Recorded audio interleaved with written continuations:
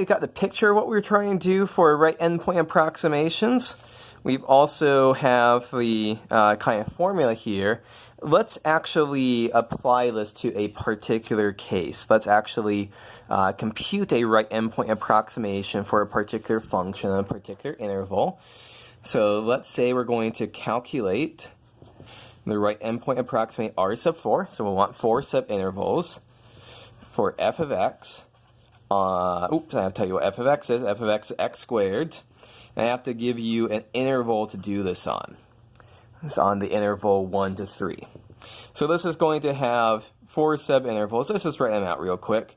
1 to 1.5. I guess I'm going a little bit too fast here. What do we notice here? B minus a divided by n is 3 minus 1 divided by 4. That's 1/2. So our delta x is going to be 1/2. So what do our intervals look like? 1 to 1.5, 1.5 to 2, 2 to 2.5, and 2.5 to 3. Those are our 4 intervals. Let's just go ahead and say, well, bring back this formula here. Our total area is, so r sub 4 is delta x, which is 1/2, times the function evaluated at the right endpoints of our subintervals. So that's the function evaluated at 1.5 plus the function evaluated at 2. I'm just going down this list right here. A function evaluated at 2.5 and a function evaluated at 3.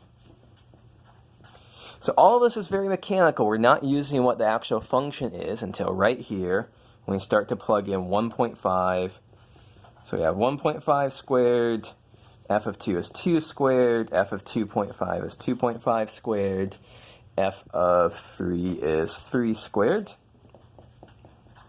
So 1/2 times 2.25 plus 4 plus 6.25 plus 9.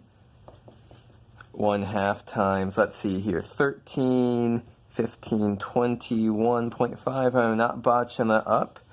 And so I think that should be 10.75. So that's how we go about computing a right endpoint approximation. We could do this for any other function on any interval. In our next video, we're going to see how to write out what's going on here a little bit more generally. We're going to develop some good notation. But before we get there, here's a second pre-class problem.